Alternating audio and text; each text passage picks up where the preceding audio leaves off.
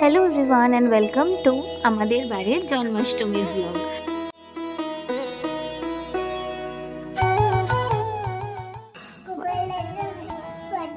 তো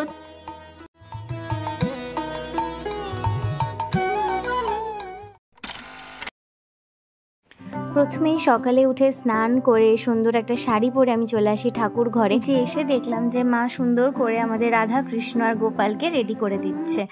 এই নতুন ড্রেসগুলো জন্মাষ্টমী উপলক্ষে ঠাকুরের জন্য আনা হয়েছিল, আর এমনিও আলাদা করেও ড্রেস রয়েছে যেগুলো ঠাকুর মশাই এসে পুজোর করে ঠাকুরকে পরাবেন। তো খুব সুন্দর লাগছিল, মা খুব সুন্দর করে সাজিয়ে দিয়েছিল প্রত্যেকটা ঠাকুরকে, খুব ভালো লাগছিল।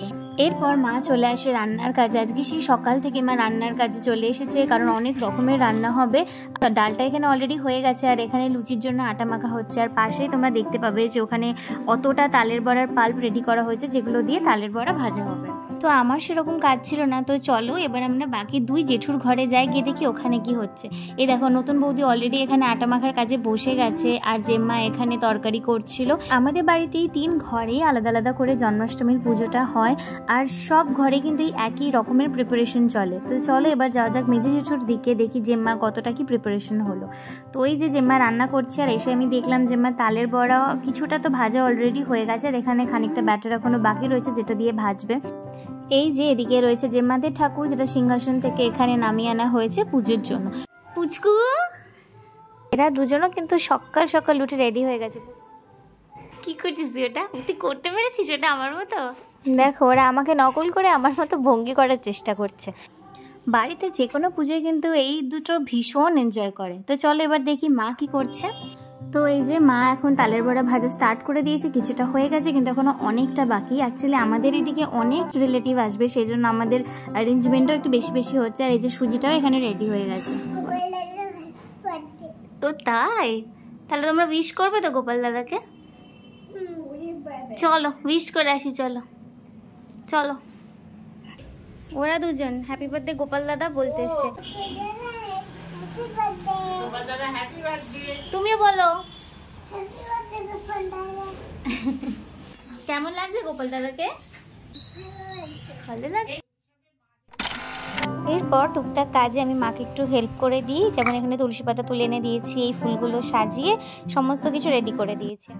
আর যেহেতু সব ঘরেই পুজো, তাই জন্য মা বললো যে বড়া ভেজেছে আর ঘরে যে মিষ্টি রয়েছে সেটা বাকি 2 ঘরের ঠাকুরকেও দেওয়ার জন্য। সেই জন্যই বাবা এখানে মিষ্টির থালা সাজাচ্ছে, তারপরে আমি আর বাবা দুজন মিলেই চলে যাই 2 জেঠুর ঘরে এই মিষ্টি আর বড়া দেওয়ার জন্য। জেম্মার ঘরে এসে দেখলাম অনেকটা অ্যারেঞ্জমেন্ট হয়ে গেছে, ঠাকুরের সমস্ত ভোগও সাজানো হয়ে গেছে। আর এই যে জেম্মার ঘরের ঠাকুরগুলো তোমাদেরকে দেখায়, কত রকমের ঠাকুর রয়েছে। শিব ঠাকুর, গণেশ ঠাকুর, লক্ষ্মীনারায়ণ ঠাকুর, এখানে গোপাল ঠাকুরের একটা বড় মূর্তি রয়েছে, আর নিচে রয়েছে আমাদের রাধাকৃষ্ণ আর ছোট্ট গোপাল ঠাকুর। কি সুন্দর লাগছে সমস্ত ঠাকুর, কি সুন্দর করে সাজিয়েও দিয়েছে জেম্মা। আর এই যে নিচে সমস্ত ভোগ প্রসাদ রেডি ঠাকুরের জন্য, কত কিছু সাজানো হয়েছে এখানে, ফল, মিষ্টি, চকলেট, ঠাকুর যা যা ভালোবাসে সব কিছু এখানে রয়েছে। আর এই যে নতুন বৌদি আমাদের কিন্তু প্রচুর কাজ করেছে, এই যে এখন বড়া ভাজছে। সব রেডি। মেজো জেম্মা ঘরে এসেও দেখলাম অনেকটা অ্যারেঞ্জমেন্ট হয়ে গেছে, এখানে বড়া ভাজাও কমপ্লিট। তো চলো এবার যাওয়া যাক আমাদের দিকে, গিয়ে দেখি ওখানে কতদূর কি হলো। এই যে এখানে অলরেডি ঠাকুরের ফেভারিট জিনিস তৈরি হয়ে গেছে, যেটা হলো ক্ষীর, যেটা আমারও ভীষণ প্রিয়। আর এই যে ঠাকুরের ভোগের থালাও মা রেডি করে দিয়েছে। অনেক কিছু রান্না হয়েছিল, সুজি, দই, ছানা, ক্ষীর, তারপরে কুমড়ো তরকারি, লুচি, ছোলার ডাল, তো অনেক রকমের অ্যারেঞ্জমেন্ট করেছিল। আর ঠাকুরকেও কি সুন্দর লাগছিল। তারপর এখানে মা মিষ্টি থালা সাজাচ্ছিল, যেখানে রয়েছে মালপোয়া আর এই ছানার কেক। ছানার কেকটা আমার মেজো জেম্মা বানিয়েছিল। এরপর ক্ষীর, তালের শাঁস, এখানে হচ্ছে ক্ষীরের নাড়ু, পান্তুয়া, নিকুতি, কালাকাঁদ, সমস্ত মিষ্টি ঠাকুরকে দেওয়া হয়। তো এরপর পালা হলো এই এত লুচি ভাজা। ঠাকুরের ভোগের লুচিগুলো মাই করেছিল, কারণ মা বলে ওগুলো দীক্ষা না হলে করা যায় না। তাই ঠাকুরের লুচিটা মা আলাদা করে নিয়ে বাকি দায়িত্বটা আমাদের ওপর দিয়ে দেয়। সকাল থেকেই স্কোপ খুঁজছিলাম যে কখন পুজোর কাজে একটু হাত দিতে পারবো, কারণ আমার এই কাজগুলো করতে ভীষণ ভালো লাগে।